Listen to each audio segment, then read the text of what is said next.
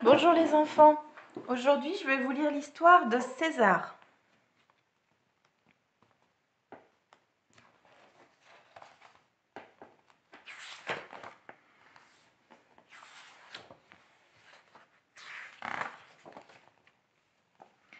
Souvent, le père de César lui raconte des histoires, surtout celles de leur pays. L'histoire que César préfère est celle de l'empereur des crocodiles qui est très grand, très gros et qui n'a jamais peur. Quand je serai grand, je serai empereur des oiseaux, dit César. Empereur, pourquoi pas, dit son père. Mais pour cela, il faudrait retourner là-bas. Et là-bas, c'est dangereux. Il y a plein de crocodiles. Heureusement, ici, il n'y en a pas. Quand je serai grand, je serai empereur des oiseaux et je mangerai un crocodile, dit César.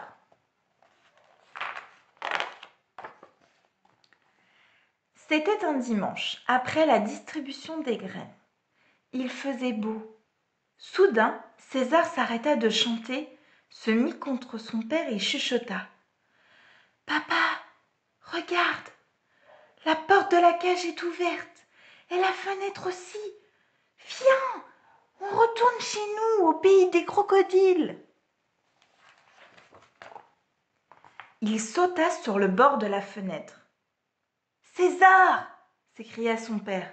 « Dehors, il y a des chats. » « Un empereur n'a jamais peur, » dit César. « Allez, viens, on s'en va. »« Je suis bien ici, » dit son père. Je n'ai pas envie de recommencer ma vie, mais je comprends que tu veuilles voir le pays où tu es né. Vole vers le sud, toujours au sud, ne l'oublie pas, et fais bien attention aux crocodiles. Papa, bien mettre des ailes, c'est fait pour voler, c'est aussi pour s'échapper, viens avec moi. César, j'entends quelqu'un. César hésita, et d'un coup d'aile, il s'envola. Il revint aussitôt se poser sur une branche pour crier à son père. « Regarde, papa, je suis dehors !»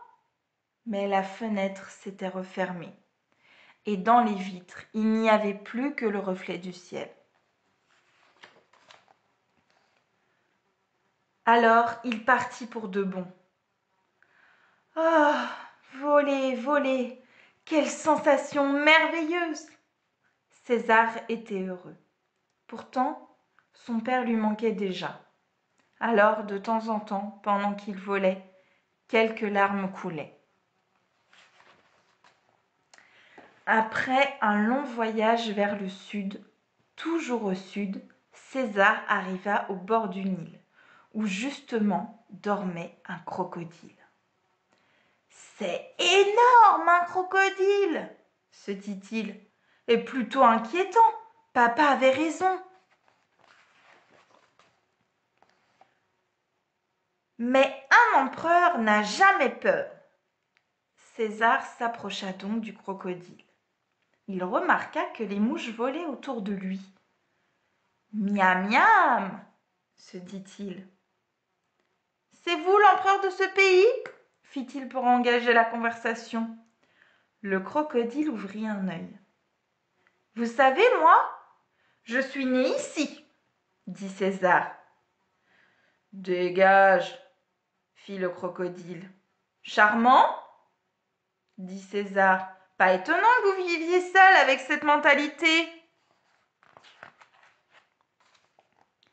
Voyant le crocodile refermer son œil, César eut une idée. Il s'envola, puis se posa entre ses yeux. « Ram !» fit le crocodile. « Oh là là !» fit César. César s'envola et se reposa exactement au même endroit. « Ram !»« Raté !»« Ram !»« Encore raté !» À chaque coup de dent du crocodile, César s'envolait, attrapait quelques mouches et se reposait pour les croquer.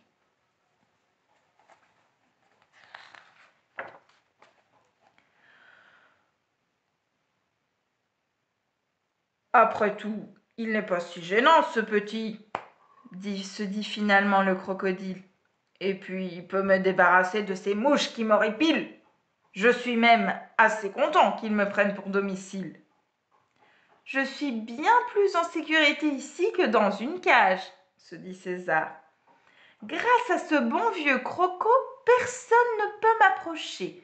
Il y a plein de mouches à manger. Et peut-être même, on ne sait jamais, un ami à qui parler. Au bout de quelques jours, en effet, difficile de manger un crocodile, dit César à haute voix. Impossible de manger un oiseau, dit le croco. C'est de toute sa vie la phrase la plus longue que le vieux crocodile avait jamais prononcée. Le soir même, César décida d'écrire à son père. Voici comment sa lettre commençait. Mon cher petit papa, dans notre pays, il fait très beau. Je me baigne souvent et je me nourris comme il faut. Et figure-toi que les crocodiles ne se mangent pas. Mais plus tard tu verras, je serai quand même l'empereur des oiseaux. Voilà, l'histoire est terminée. J'espère que ça vous a plu. À bientôt!